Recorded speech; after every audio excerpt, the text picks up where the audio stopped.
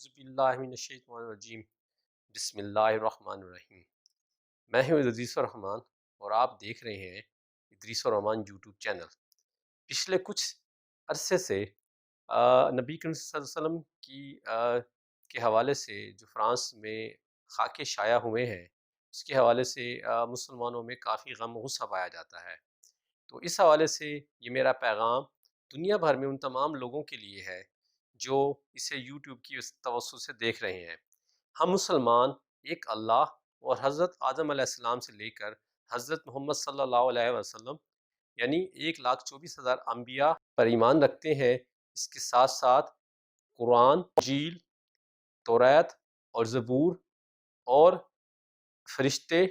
اور یوم آخرت پر یقین رکھتے ہیں۔ ان میں سے کسی ایک چیز کے بغیر ہمارا ایمان مکمل نہیں ہو سکتا اور ہم مسلمان نہیں ہو سکتے۔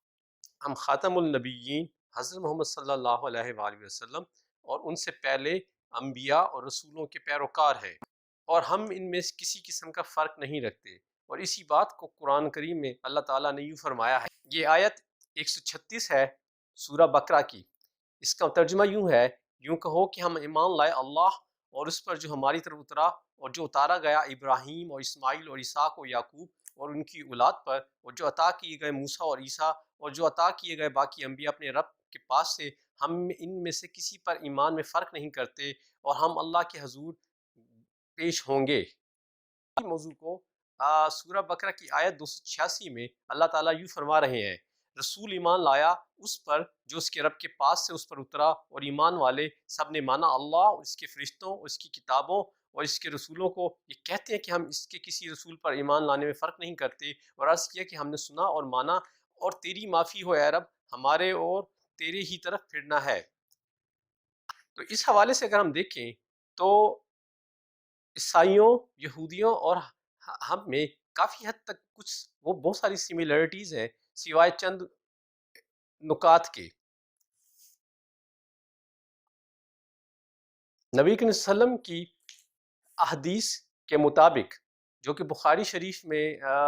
حدیث نمبر 14 اور 15 ہے، ان کا مفہوم یہ ہے، بے شک رسول اللہ صلی اللہ علیہ وسلم نے فرمایا،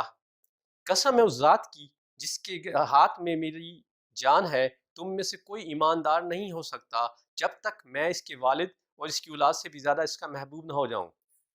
بخاری شریف کی حدیث 15 میں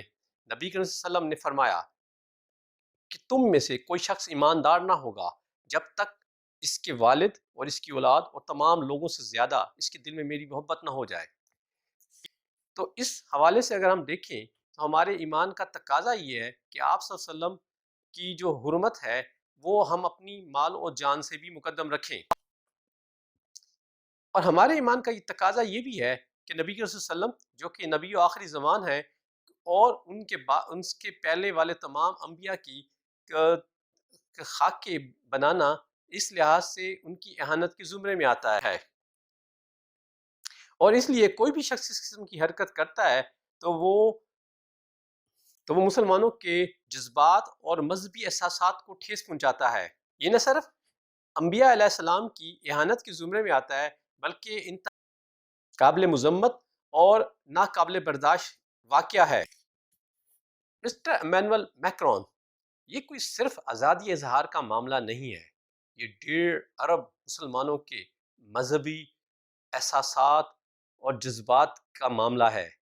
اس سے جو مسلمانوں کو ٹھیس پہنچی ہے اور جو ان کے اندر غم و غصہ پایا جاتا ہے، اگر اس کو آپ نے نہ روکا اور اس سلسلے کو آگے بھی نہ روکا گیا تو اس کے جو نتائج ہیں اور اس کے نتیجے میں جو ہوگا وہ شاید آپ کے لیے قابل قبول نہ ہو۔